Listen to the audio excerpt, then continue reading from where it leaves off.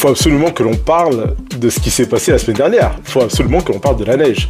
On est en Angleterre, il y a une météo qui est formidable où on nous annonce justement de grandes précipités de neige. Et on n'a pas été vraiment croyant, parce que bon, d'habitude on ne croit pas vraiment à la météo, mais là, elle avait raison.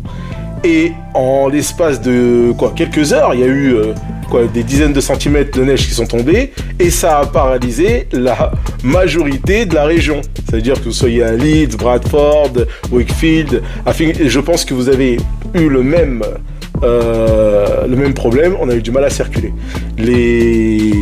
La voirie, en fait, ne s'est pas déplacée. Les bus ont dû être contraints de ne pas circuler. Les livraisons, pareil, ont dû mettre un stop. Et la chose la plus extraordinaire qu'on voit très rarement ici, c'est que les écoles ont dû fermer. Et ils n'aiment pas ça. Les écoles ont dû fermer leurs portes pendant plusieurs jours. Pour être honnête, moi je suis sorti à pied. J'ai essayé sur les trottoirs, c'était impraticable. On avait une couche de verglas. Pour tenir debout, c'était vraiment très compliqué. J'ai même d'ailleurs croisé une dame qui, elle, avait des clous aux pieds. Donc elle avait son sac à dos, elle avait mis des clous en dessous de ses chaussures et c'était impressionnant. Elle a tapé des pieds, on a vu qu'elle était solide. Et elle est partie, elle marchait tranquillement pendant que tout le monde essayait de garder, je dirais, son équilibre. La neige, ça a été vraiment quelque chose, c'est à la fois formidable parce que les enfants ont pu jouer un peu avec, mais très vite ça s'est transformé en glace et donc c'est devenu un peu dangereux.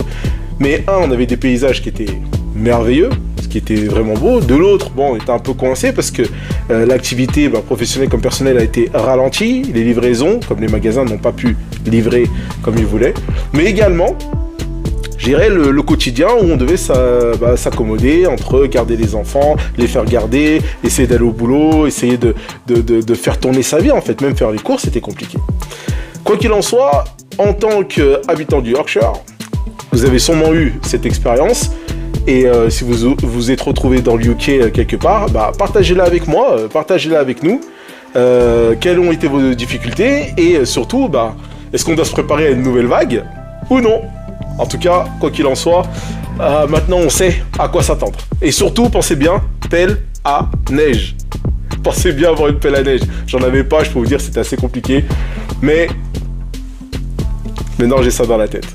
Allez, à bientôt.